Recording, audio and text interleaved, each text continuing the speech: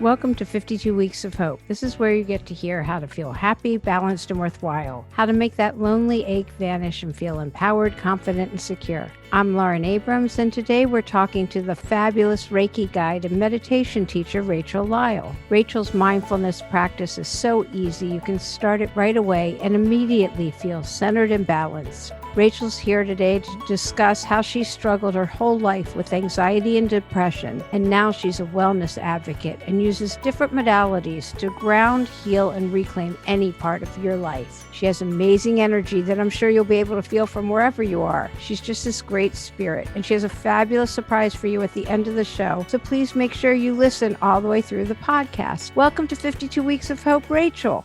Thank you so much. I'm so happy to be here. So you are a Reiki teacher in LA. Now you say that you've suffered from a lifelong struggle with anxiety and depression. Did you know when you were little that you suffered from that? Or is that something as an adult, you're like, oh, I was like that as a child?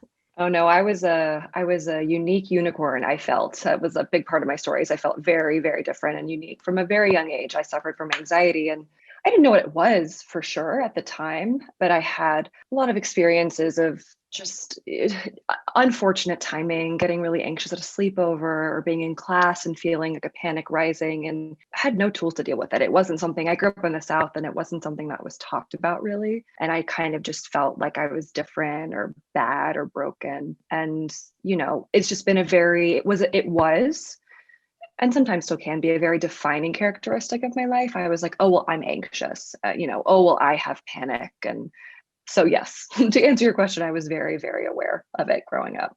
That's so interesting. My podcast launches today, and the very beginning of it, I talk about that's how I felt as a child, but that's how I felt. I felt different and part of and uncomfortable with my skin. I didn't have the language for it at the time, but I had a panic attack. So, and I just thought, I went to one PTA meeting once, and they talked about the middle child syndrome. She took me with her, and how the oldest gets all the privileges and the youngest gets all the attention. And I thought the reason I felt different is they said, don't forget your middle child, because they don't get any attention. And I thought, oh, that's why I feel different, because I'm the middle child. Like I grew up thinking that's why. Yeah. And there was an interesting thing for me too, where, I don't think it was overtly or explicitly said, but I learned to be really embarrassed about it. It was like as if anxiety, was just something to be embarrassed about, as if it wasn't something that other people were dealing with. It was just that message that got to me. And so the shame that really surrounded that was tough as a kid, not to mention going through puberty, which in and of itself is hard. So that got really tangled together. Did you tell your parents or your mom that you were anxious? Did anyone know? I did. And I mean, I would say that anxiety is something that runs in my family system. So it wasn't necessarily a surprise, but I think that some of the overwhelm that came up for me was, it was intense. It was, I feel a lot. I always have, and I'm very sensitive. And so they knew and they were supportive, but I just feel like at that time, they're just really, especially where I was, there was so little information. And it was like, okay, well, we want to help you, but we don't necessarily know how and what to do. And so continue to add to the story of othering, of just no one gets it. And I'm, all that. So what are they, for some reason, I'm flashing to a typical Southern family, here, anxiety, eat sugar. I don't know, apple pie. Yep. Yeah. And in fact, it's funny because I've often said, I wish someone had asked me how much sugar I was consuming, because there were external circumstances in my life that were really causing a lot of the anxiety, as well as just kind of some of my own internal. But I was eating so much sugar because that's just what we lived on. Funny, it just is. I love sugar, so maybe that's. I love it. I mean, I'm genuinely a little bit addicted to it, and I work on that still to this day. But it's just if someone had known that I would consume entire bags of marshmallows at night, they might have connected. Maybe it wouldn't have cured the anxiety, but I think it would have helped.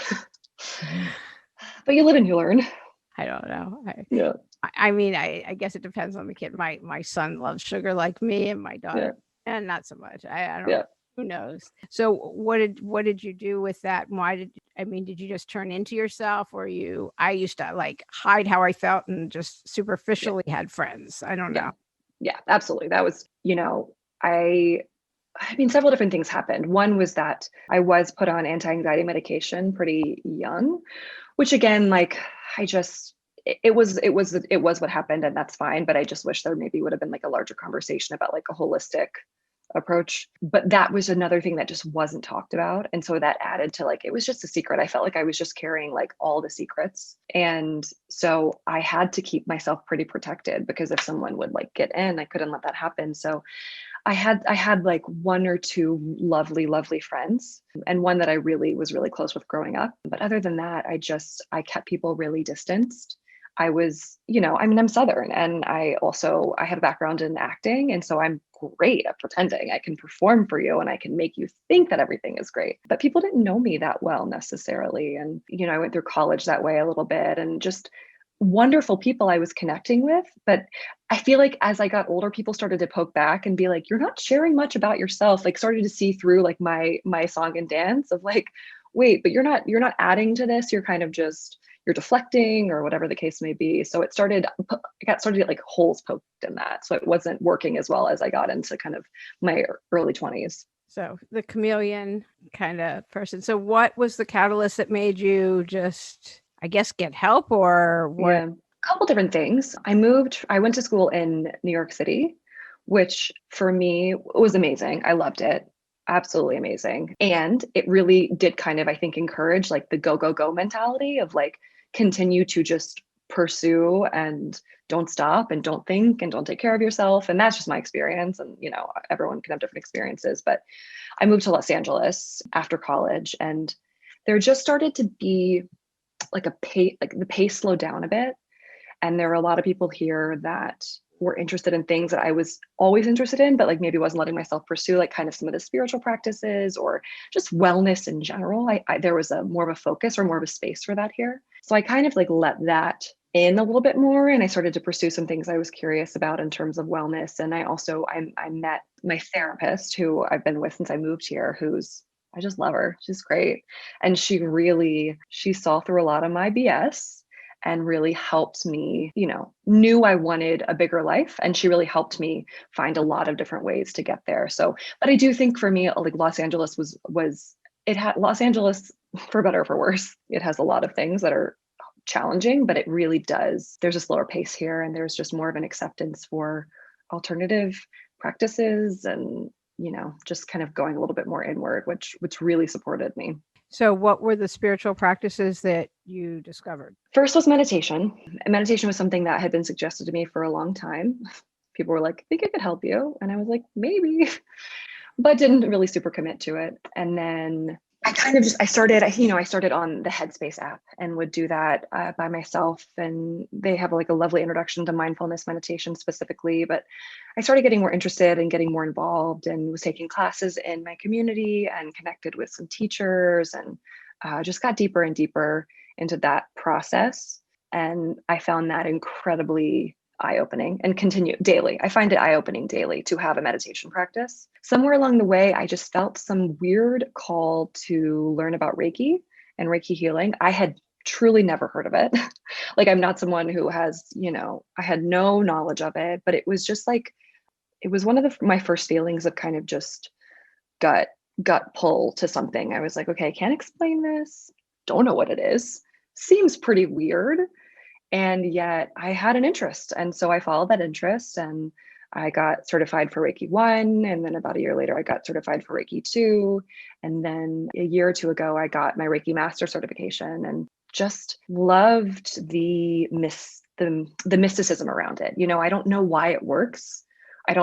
Science is not necessarily my forte. Energy, I kind of understand, but I have a feeling of energy now, and I see in myself, it helped me so much. And I work with clients now, and I see it affect change and heal and move, and I don't get it at all, which I love. That's so helpful for me, is to have something that I cannot name and put into a box. I need a good balance of both. I'm very logical, and I love lists, and I love planning, and mindfulness really helps that part of my brain, which is like, I can share the neuroscience behind why that's helping my anxiety, versus this thing, which is like, I really don't know how it works, but it feels great and I love it. And I feel so called to continue to share it. So those are my two real pathways in, as well as I'll just say, in that time building a community that knows me and accepts me and loves me, and that is as nourishing and healing as everything else. And I'm grateful that I really have found that community here in LA through just different people and pathways. Yeah, that's very, very important. I just want to back up for a minute in case anybody know what Reiki is. Do you want to give a... Absolutely. So I like to compare Reiki to, I feel like acupuncture is a little bit more well known these days, but Reiki works on similar, they're called the meridian points, the energy points in our body. Basically, we're made up of energy, and we feel that energy when you rub your hands together and you hold them apart, you can feel energy, and we're just all energy all around us. And so what happens with us as humans when we get anxious, when we go through a trauma, we get injured, is that the energy gets stuck and stagnates in the body. And Reiki, just like acupuncture, works to get that energy flowing again. So what I find in my work is that where the energy is stuck in the body is really indicative of like what kind of trauma or emotion might be there. And when I started my energy work on myself, I was like, it became clear I was holding all my different stuff, did have some trauma in my past that had to be worked through. So it really is like, it's a very, very gentle, I'll just say too, it's a Japanese modality. It's an ancient Japanese practice that was passed, down from generation to generation, and it made its way to America. And my understanding is that it's pretty well respected in Japan, and it's used in hospitals, and it's like very much a healing modality. And that's actually becoming true in America too. Reiki is being used in hospitals and just much more mainstream, which is amazing. So it's very gentle. Reiki is only like for the highest good. It's not, it's not necessarily scary or uncomfortable, but you can often in a session feel your energy get moving. You might feel lighter and just less stuck, which is why I love it so much. That was a great explanation for that. Thank you. Since COVID and we're all on Zoom and different, are you seeing clients or patients or however? Yes. Now stick with me. I told you I don't know how it works, but from my earliest training, I was trained and with the understanding that it can be sent, Reiki can be sent through space and time. So I do sessions virtually, and I send Reiki to people all the time that are far away from me. Like my sister lives in Spain, and when she was in labor, I sent her Reiki from here in Los Angeles. And so I do my sessions via Zoom, and I have clients that have come with me that we've worked virtually for a while, but when my clients, if someone comes to me for the first time, they're skeptical, and usually at their end they're like, why did I feel that? Like, we're not even in the same city. And I'm like, I don't know, but it works. That's why I do it. So yeah, that's so great. And you're from Louisiana. You must have skeptical family. Certainly do.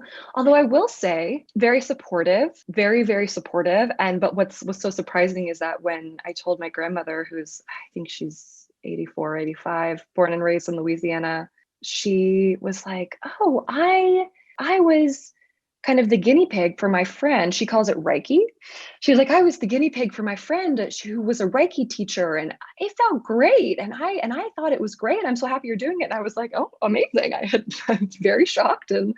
But it's made its way down there as well. No, it's everywhere. I think it's a lot more well known than people give credit. Yeah. Are there other modalities that you use besides Reiki? So, for myself, I'm someone who I'm just deeply, endlessly curious about wellness and well-being. And so I am genuinely always trying to learn.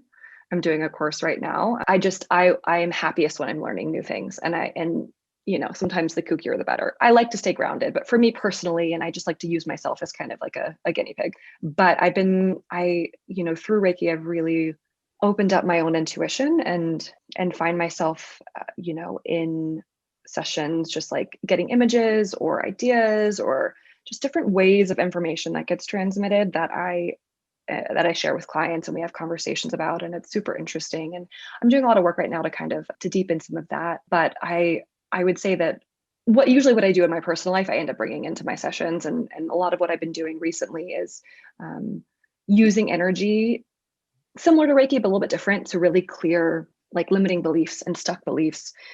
I think it's all the same energy, but I think the intentionality of really focusing on what's not working for me and where it's living in my body and how I want to move forward.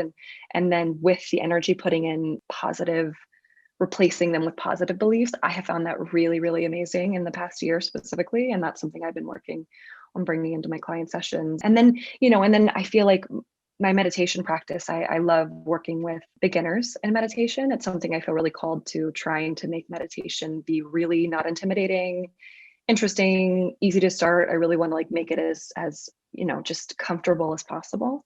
And I do a lot of combination of my meditation Reiki work and using my personal practice and what I know about meditation to help bring about some of that healing as well in my sessions, as well as just working with people to build their own.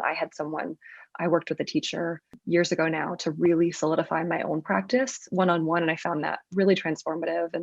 And she really helped me bring in the tenets of mindfulness. Really, mindfulness is not just a meditation. Mindfulness is a lifestyle. It's a practice that we can do in every part of our lives. And she really helped me bring it into my life, bring it into my relationships, bring it into everything. And so I work with people one-on-one who want like a deeper foundational knowledge, and also just like a coaching of how we can translate that into day-to-day life. Why don't you talk a little bit about mindfulness? I think it's such a broad topic. Yeah. And people think, oh, mindfulness, and how we can use that now in our daily life and in our practices with everything. Yeah, absolutely. I agree. I mean, it's something that I feel like that word gets thrown around everywhere, and which is great in some ways, and I think does a disservice in some ways. And there's a lot of debate and conversation in the mindfulness community about that, because of course we want more people, but anyway, that's a different conversation. But mindfulness, I like to define mindfulness specifically as paying attention on purpose to the present moment with a kind, curious awareness and a willingness to be with things as they are. So what I just described is not meditation. It's a way of being. It's a way of placing attention on the present moment. It's a way of leaving our heads and coming into our bodies often, because our bodies are always in the present moment, and using, just really, really having a new relationship with the present moment. And I find that the words kind and curious are so important when it comes to mindfulness, because for someone like me, first of all, I was barely ever in the present moment. I lived in the past or the future. I was either anxious about the future, what was to come, or depressed about something in the past and what I hadn't done right, and just really not being here. And so if I was here, it was usually with like a judgmental and mean attention, often honestly mean, of judging myself of what I wasn't doing right, how I was wrong, and all that stuff. And so when it was presented to me that we can start to re-relate to the present moment, to ourselves, to our minds, with an attitude of absolute curiosity, like what is actually here right now, not what am I thinking about, not what I'm worrying about later, but what's here right now. And I find it to be one of the simplest as well as one of the most profound things, because the difference between going on a walk with my dog and worrying about tomorrow, or having, finding like the perfect comeback to that comment that someone made to me earlier, spending that way walking for 15 minutes versus spending 15 minutes practicing mindfulness, which might mean I notice the sounds around me. I might be curious about, the person that passed me and what they're feeling, or saying hi to them, or a flower I see on the street, or nature. That's a very different way to spend 15 minutes. And so that can be applied to literally anything. That can be applied to how I'm eating my meal. I'm a fast eater. I have a lot of, as a lot of us do, I have a lot of my own eating habits. And I think that for something that, like so many things, for something that could bring me so much joy and does bring me so much joy, why am I rushing through it? Why am I not paying attention? Why am I on my phone while I'm eating and not tasting the food that I maybe just spent an hour cooking? And it's just all these small ways. And it's never about like being bad or good or doing right or wrong, but just bringing this open interest to what's really here right now. And that has brought so much joy into my life. That was a long explanation. No, it was great. Okay, good. No, I actually was completely listening. Okay, good. I loved your explanation about paying attention to the moment and staying now and appreciating the moment. Yeah. Whatever is. Yeah, whatever it is. And I think the end of the definition that I mentioned, like a willingness to be with what is really important too, because it's not necessarily about becoming complacent or accepting unacceptable behavior, but it's about acknowledging that what's here right now is happening, I'm a human being. I can't change it. Usually there are things that are within my power, and there are things that are not within my power. And so rather than having a very kind of combative and tense relationship with that truth, if I kind of loosen my grip and I can accept, like, okay, this is what's here. Maybe I don't love it, but it is. It is, and I will be with it. And then maybe make a choice about how I want to respond from that way. It's a lot. Mindfulness really helps me respond to life rather than react to life, because I spent so much time reacting from a place of anxiety and a place of fear and like making sure I needed things to be a certain way. But when I take a breath and have a willingness just to see what's here and be with it for a second, I can make a choice that often much more aligns with my values and with what I want to be doing. Yeah, you made me think of two different things. One is God is in the pause. Yep. Yep. Take the pause, take Yep. a breath. And the other is it's all very Eckhart Tolle, which I always think I say his name wrong. So I picture him. Yeah, I'm not even fully sure either. Eckhart Tolle, I don't know. I spell his name correctly in my head, but it's very much everything in the moment. Yeah, it is acceptance of the moment. But Absolutely. Yeah. And I'll just say too that, all of what I just said is not easy, in my opinion, in my experience. It is not easy to leave the mind, which I've had 30 years of training basically, that like I should live in the mind and plan and plot and worry. It's not easy. And that's why meditation and mindfulness meditation is a great way to strengthen that muscle. It's really like a muscle, like anything else. We work it out. And so while meditation is not required for mindfulness, it's something that I find when I sit in a meditation practice, in a mindfulness meditation practice, I am much more able throughout the day to come back into the present moment, to notice like, oh, wow, I'm very much lost in thought planning my life 4 years from now. Let me come back here and be in this moment with, my husband or whatever the case might be. yeah, I find that when I'm meditating regularly, I'm okay with everything that's happening. Mm-hmm. Going on. Yeah. When you tell people that you're a Reiki master and a meditation teacher, what's the most common question that you're asked? That's such a great question. I would say, I honestly kind of feel like there is more acceptance than I think I would have thought. And that's not even just in California. Like I find in general, I feel like the most common response is a curiosity. And I don't know if that's because, especially people who know me have seen like a real transformation in my life. And there's a curiosity about like, what is she doing? But I find that maybe there's just like a curiosity to try something different that might help. And so I think I get a lot of like, can like you try it on me? Like what does it mean? And like can you do it to me? Or what is it? And I feel like that's kind of the most common one. See, I could see that. Like, oh, Yeah. to me. Yeah. So, what made you make the leap from acting to what you're doing now? That's a big leap. It is a big leap. It's so interesting. I joke because I went to a very good theater school in New York, and it wasn't a waste of money at all, but I just joke now with, my family, like, well, took a different turn. But it was really informative in so many ways. And I learned so much about myself. And I think that for me, growing up and performing was all about community. And it was all about making the connection with the people I was performing with. It was like little families. And that was so valuable to me. And I think I wanted a pathway to discover myself a little bit better by, learning about characters and inhabiting people. And I'm very interested in the human experience, the human psyche, very, very curious about it in general. But when I graduated from college and I moved to LA, I was kind of pursuing it. I was very quickly realizing it wasn't really like what made my heart sing. It just didn't feel great. I loved like the experience I'd had in the past, and that wasn't true anymore. So I actually then I then moved into the nonprofit world because I knew I wanted to be more of service. It was like that was kind of what was calling me. And I was in the nonprofit world and still am mostly transitioned, but I'm still kind of doing work because I believe in it, but really looking to work. The nonprofit I worked with and still work with is working with kids in civic education and a lot of social emotional work. And so as at that time, especially as I dove into a little bit of the social emotional work and seeing how important it is for, all of us to get these tools to take care of ourselves and understand each other, relate to each other, have compassion, empathy, all of these amazing things. I just kind of was going into my own personal deep dive here in LA of all the things I could get my hands on.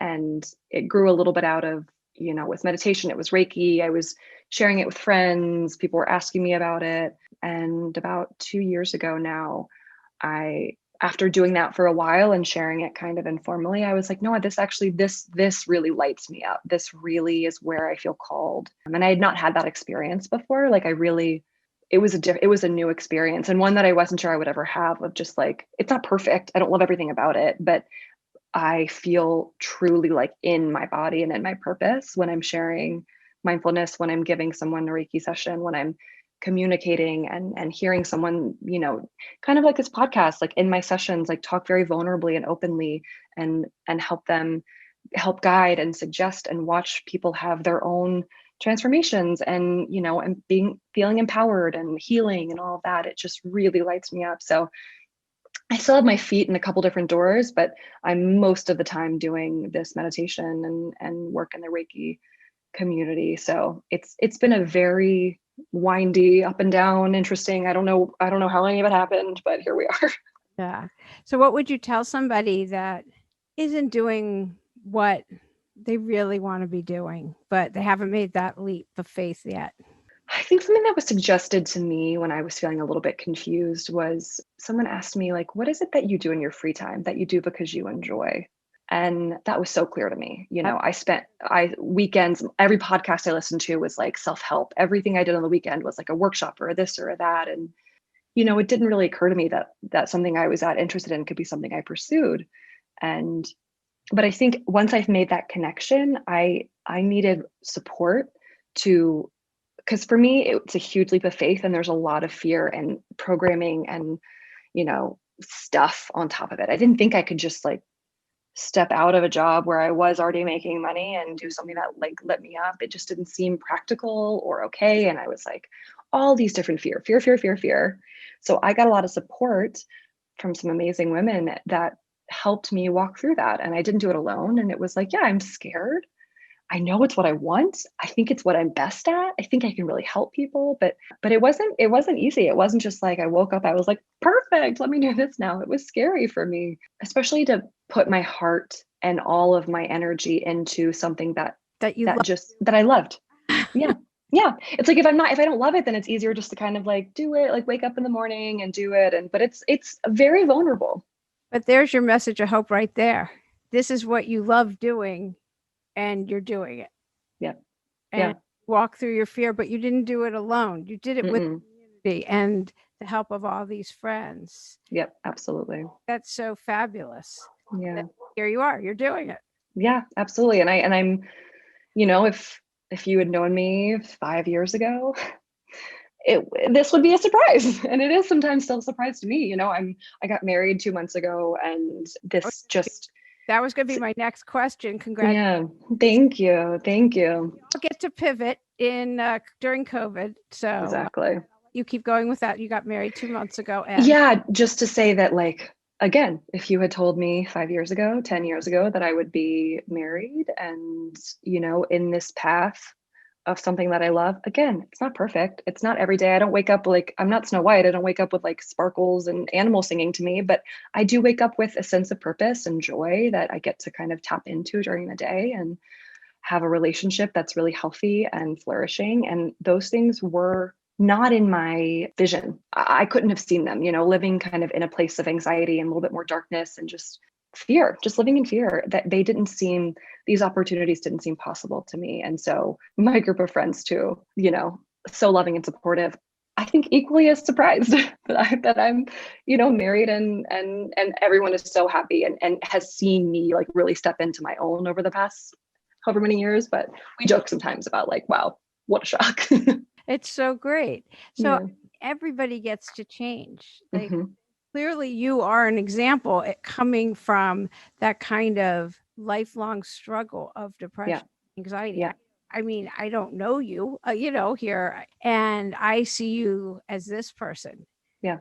No, and yet here you are on this other side, and it's just fabulous. Like you are that Yeah. example. Yeah. Well, thank you. And I think that, what really comes up for me and what's been really important for me is that I defined myself in a very specific way. I was an anxious person, and that was my story. And even if I wasn't open about it, that's how I saw myself. And through my work and through, all of my own healing work and working with people and getting all that done, and therapy and all that good stuff, I don't see myself as an anxious person anymore. I see myself as someone who has anxiety sometimes because I'm a human being. And that's been one of the most pivotal switches for me. It's like, I am not one thing. I am not just this one thing. I am a whole range of things that includes joyful and powerful and funny and all the things. That includes everything. And I think I kept myself so locked into a box because I thought I had to. I don't know exactly why, but to know that we all get to be all the things. We are not one thing. We are not our worst day. We are not our best day. We are, we are the whole scope of human experience. And that has been, that's for me, that's freedom. Yeah. And I love that you keep talking about community, because the number one message I got from interviewing a person a week for 52 weeks is community, and those blue zones where people live the longest and the happiest, all about community, and have that community where people are there. I mean, I've done gratitude lists every day with this group of women, and none of us are ever in it at the same time. That's the thing. Everybody goes through the stuff, but we don't all go through it at the exact same time. So exactly. And just to be honest and open with each other is just so huge. That's something, even like when I was looking, like kind of reading about your podcast too, and talking before about it, like you talk about, or you say, you ask the question of like, what's the point of it all? And I do think for me, so much of it is community, and it's what happens in community. It's compassion, it's empathy, it's connection, it's joy, it's sorrow, but it's all in community. And I just think we're not meant to do any of this alone. I really don't believe that. I tried it, wasn't great. Like I tried to just be like a party of one. And the more I let myself be in a community, the more vibrant and my life felt and alive that I felt. And I just think that, for me, all the purpose happens in community. And that is a perfect place to end. I absolutely love that. Rachel, thank you so much for being on 52 Weeks of Hope. Thank you so much for having me. This was lovely. A great conversation to have today about hope. Definitely. Thank you. I hope you enjoyed this week's episode of 52 Weeks of Hope and take with you the mindfulness practice and ability to appreciate the moment that Rachel so eloquently laid out for all of us. She's also giving away so graciously to the first 5 listeners who share the social media podcast teaser for her episode, a free 30-minute Reiki session. All you have to do is make sure you're following both her Insta, which is at Practice with Rachel Lyle, and also 52 Weeks of Hope on Insta. Then repost our teaser tagging both hashtag 52 Weeks of Hope and Inspiring Podcasts. Anyone after that who mentions this episode will get a significant discount on an hour-long session with Rachel, which is incredible. Remember, you have to be following both of us to win. Hopefully you can take forward into this week of thanks the messages Rachel gave us of self-awareness, to be present in the moment, and to be mindful of where you are and what we're doing with a kind, curious awareness. I'm grateful to you for listening to 52 Weeks of Hope. Be sure to tune in next week with Imam Jihad Turk joins us in this incredible podcast where he takes us on his journey of overcoming the stereotype of being Muslim in America. Jihad's amazing. He brings together so much community everywhere. He's worked with the White House, well, not this White House, but with prior White Houses, and he's worked with the State Department. He's traveled all over the world as a tireless advocate for peaceful coexistence and understanding. So join us next week for this impactful podcast with Imam Jihad Turk, where he easily reminds us about community and how alike we all are, helping us find meaning and purpose. So until next week, please subscribe to the podcast, leave us a positive review, and send us feedback on our website, 52weeksofhope.com. I'm Lauren Abrams. Thanks for listening.